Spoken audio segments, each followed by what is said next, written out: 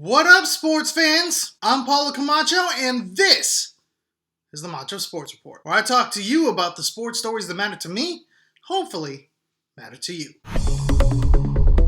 Civil wars in the realm of sports are nothing new. I'm sure you all know this. From arguing who the best player on your favorite team is, to what your team should do in order to win a championship, it's in sports fans' nature to argue amongst themselves. For example, I see it prominently in 49ers quarterback Colin Kaepernick. One side wants to kick him to the curb, declaring him an utter failure as an NFL signal caller, while the other side wants to see what new head coach Chip Kelly has in store to resurrect his game. But there's another sports figure in the city of San Francisco that's apparently just as polarizing. Like Kaepernick, he's beloved for much of the fan base. In his prime, he was nigh unstoppable. But now, he's a risky proposition, despite the potential for rediscovered greatness. Of course, I'm talking about current free agent and former Giants ace, Big Time Timmy Jim Lincecum. To start this debate off, I present in this corner, you have the side that wants to keep him. Hiya. And in this corner, you have the side that doesn't believe he deserves a starting shot at all.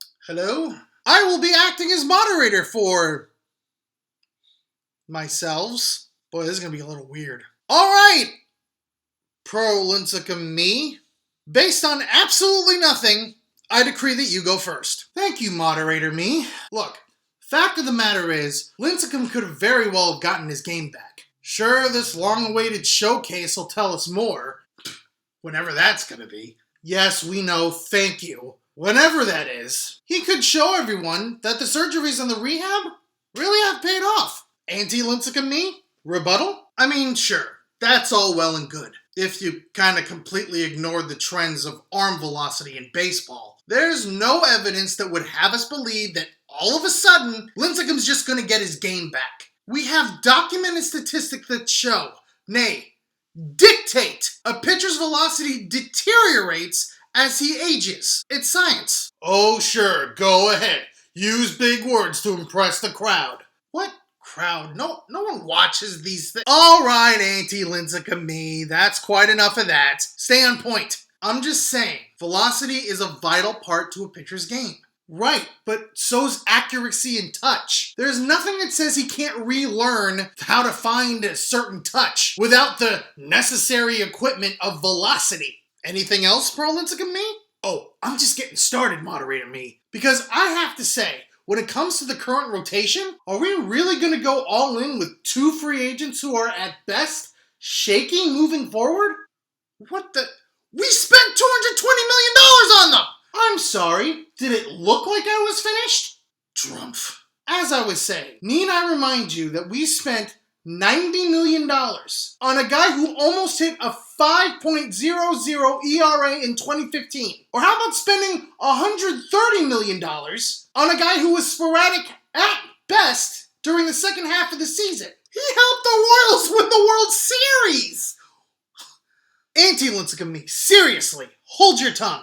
You'll get your chance. Thank you, moderator me. Anyway, the fact is, neither inspires a whole lot of confidence moving forward. Furthermore, other than Mad Bum, I'm not sure we have a dependable guy in the rotation. Why not have some insurance in a guy like Lincecum? You know, just in case a wheel happens to fall off. Okay, anti-Lincecum me, you're up. Thank you. Good Lord, it's about time. I'll acknowledge your argument about insurance. Despite the fact that it could very well be a straw man argument. A straw man argument? I'm sorry. Did I look like I was finished? Sorry, he kind of got you there. As I was saying, let's just assume that all he proves in the showcase is that he's consistent. Nothing flashy, just expected. What would be the point of keeping him around as insurance? That's like replacing a possible C-level pitcher with another C-level pitcher. It's redundant, and it doesn't really help the team. Wait a second. Assuming we go by your depressingly pessimistic standard of Timmy, it wouldn't be redundant to keep him around, especially if anyone else in the rotation is on the same level as him. I mean, did you ever think of someone going down with an injury? You definitely hope Lincecum was on the rotation then, wouldn't you? You do realize there are things called the trade market and the minors the Giants could dip into if that happens, right? You know what? All right. cutting attention with a samurai sword. Let's all calm down. I'm calm. I'm calm too. All right then. Please continue. Look, all I'm saying is for the insurance argument to make any sense, it's if Big Time Timmy Jim got his Cy Young stuff back. Considering his track record over the past 5 years, there's no way to assume that's the case. Geez, such a negative Nancy. I prefer the term realistic Reese. What the hell are you guys talking about? Get back to the debate. Alright, fine. Here's one thing you can't deny. The fact is, many fans practically consider Tim Lincecum a Giants legend. No one wants to see him in another uniform. He belongs in San Francisco, and he deserves to retire as a Giant. Duly noted. Completely irrelevant, but...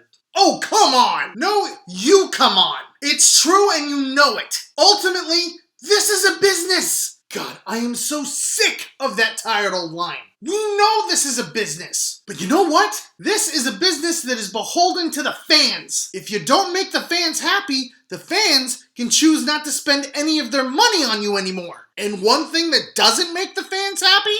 Not keeping the players they're loyal to. You know what else makes the fans happy? Winning! And if a player doesn't look like he can help with those plans, then unfortunately, they're expendable. Lincecum is expendable. No, he's not! He can still be a role player in the bullpen. He needs to be on this team. I don't want to see him on the Dodgers or anywhere else. Look, I know how much he means to you and all Lincecum fans, but you have to understand, there's likely no room for a guy who has had problems over the past half-decade with both his health and his mechanics. A guy who went 39-42 with a 4.68 ERA over the past 4 seasons. And do you really think Lincecum would accept a relief job if he thinks he can get a starting job somewhere else? But he's better than the guys we signed! That's false. Cueto blows Timmy out of the water with a 55-33 record and a 2.80 ERA over the past 4 seasons. And sure, Samardzija has a worse record over that span with a 35-52 record, but he's also got a better ERA, 4.03. And that's considering how ineffective he was with the White Sox. I wish he would stay and retire as a Giant. I get it.